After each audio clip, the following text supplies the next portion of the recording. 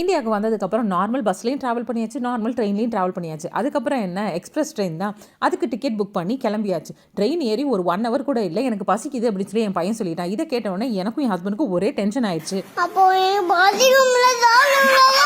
இப்படி பரிதாபமாக கேட்டு பார்த்தேன்னு நினைக்கிறீங்க, பட் நடந்த கதையே வேறு. அதை பற்றி அப்புறம் சொல்கிறேன். ஃபஸ்ட்டு என்ன ஆர்டர் பண்ணோம் அப்படின்றத சொல்கிறேன். அவனுக்கு இட்லி ஆர்டர் பண்ணோம், எனக்கு சப்பாத்தி ஆர்டர் பண்ணோம். சாம்பாருக்கும் குருமாக்கும் வித்தியாசமே தெரியாத அளவுக்கு இருந்தது. சப்பாத்தி கொஞ்சம் சாஃப்ட்டாக இருந்தது, பட் குருமா அந்த அளவுக்கு டேஸ்ட்டாகவே இல்லை. 70 rupees சார்ஜ் பண்ணாங்க, பட் அந்த அளவுக்கு அது நல்லா இல்லையோ அப்படின்னு சொல்லி எனக்கு தோணுச்சு.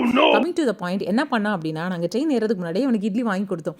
அந்த இட்லியை பக்கத்தில் இருக்க நாய்க்கு தூக்கி போட்டுட்டு, என்கிட்ட இருந்த இட்லியும் பிடிங்கி நாய்க்கு தூக்கி போட்டுட்டு, எனக்கு பசிலாம் இல்லை அப்படின்னு சொல்லி கிளம்பி வந்துட்டான். இங்கே வந்ததுக்கப்புறம் பசிக்குதுன்னு சொல்கிறான். ஏன்டா அப்படி பண்ணேன்னு சொல்லி கேட்டால், நீங்கள் தான் ட்ரெயினில் ஃபுட்டு அவைலபிள் இருக்குன்னு சொன்னீங்களே, அந்த ஃபுட் எப்படி இருக்கும் டேஸ்ட் பண்ணி பார்க்கலாம் அப்படின்றதுக்காக தான் அப்படி பண்ணேன் அப்படின்னு சொல்லி சொல்றான். இந்த பசங்களுக்கு எங்க இருந்தா இந்த மாதிரி யோசனை வருதுலாம் தெரியல. உங்க வீட்ல இந்த மாதிரி பண்ணுவாங்களா அப்படின்றத சொல்லுங்க. இதுக்கு ஃபுட்டுக்கு ரிவ்யூ வேற கொடுத்துருக்கான்.